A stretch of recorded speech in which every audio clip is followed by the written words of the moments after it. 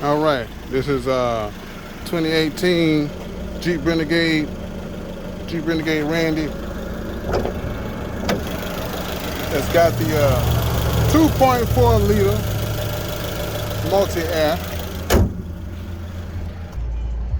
and as you can see, so far our current average is 23.5 miles per gallon. Now, I already told y'all I'm getting 30. I showed you on the video I'm getting 30 in the Chrysler 300, and it's a 2006 model. So I'm gonna reset this back to 0, and I'm gonna take it for a ride and see what I'm gonna get with it. Okay, it says hold. Okay to reset. Holding it. All right, it's reset. Now, we're gonna ride it. Put my seatbelt on so y'all can see the difference here.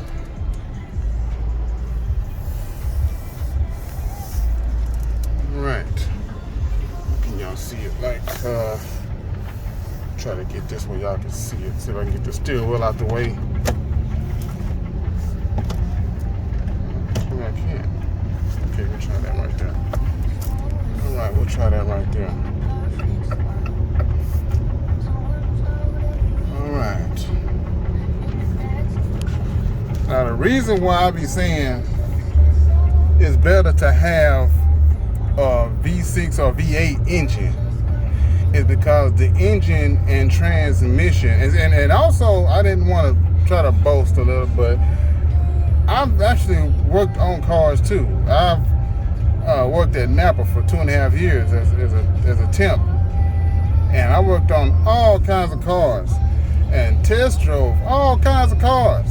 So that's where this is coming from, because I thought about my experience with different cars and the type of gas mileage that they're getting, and a lot of it is just how you drive the car. And that's the only point I'm trying to make, is if you drive your car a certain way, you can save a lot of gas, even with a V6 or V8.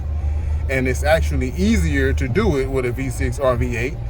And hopefully I get to show you why.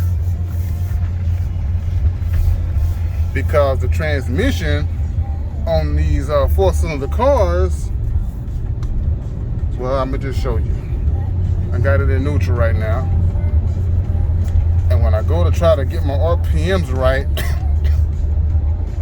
see what it does? It drops all the way back down, and then it takes too long to get back in gear. And the engine finally shifts in gear too late. So now I'm having to try to compensate for that by raising my RPMs even higher, because I'm coasting now. And so far my average is 21.9 in neutral. It's gonna go up, it's gonna go up.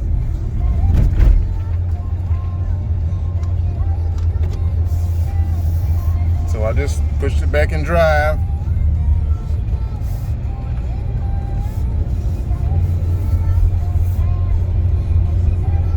And I'm trying to keep my RPMs low, just like I do in the Chrysler. But I'm telling you, when we drive this thing normal, you saw what the average was. We get usually about 21.5, 21.9. We might get 22, maybe even 23. But I'm getting 30 in the Chrysler. That's my whole point.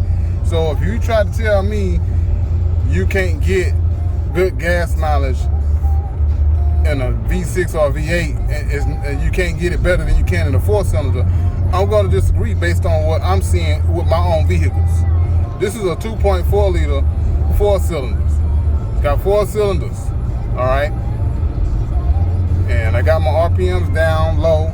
I'm running about 1,600 RPMs. Still getting average of 21, now it's at 22. I ain't even hit 30 yet.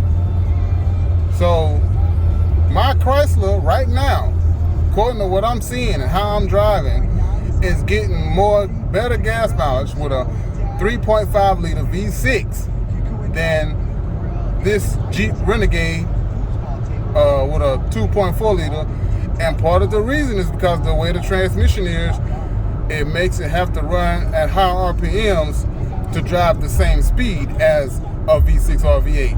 I'm doing 60 miles an hour, and okay, now it's going up. I'm going downhill now, so I'm trying to take advantage of this hill.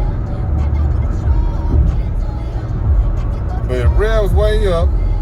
See, it's doing it again right there.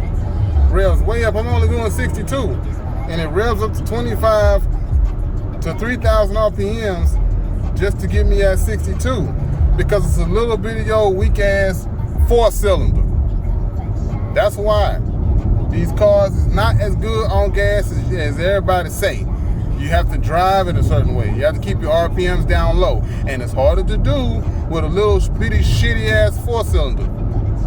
You got to be more careful because the transmissions are kind of tricky on the 4-cylinders. V6s are a lot better to drive like this with, and the V8s are even better because you can run them at really low RPMs when you get up to speed. That's why they save more gas on the highway versus a little 4-cylinder.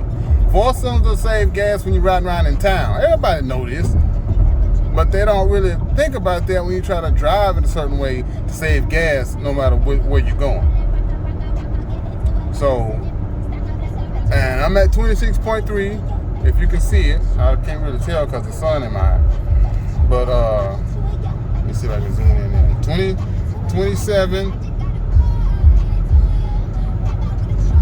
And I'm running low RPMs. See that? Low RPMs, just like I do in the Chrysler. I'm still at 27.5. Now I got to go up this hill. And it's going to rev up over 2,000 RPM. See, that's why I don't like these 4-cylinders. They run at high RPMs. So I don't know what more to say. I'm literally showing you on the video that you got to be real careful how you drive 4-cylinders in order to get them to save gas.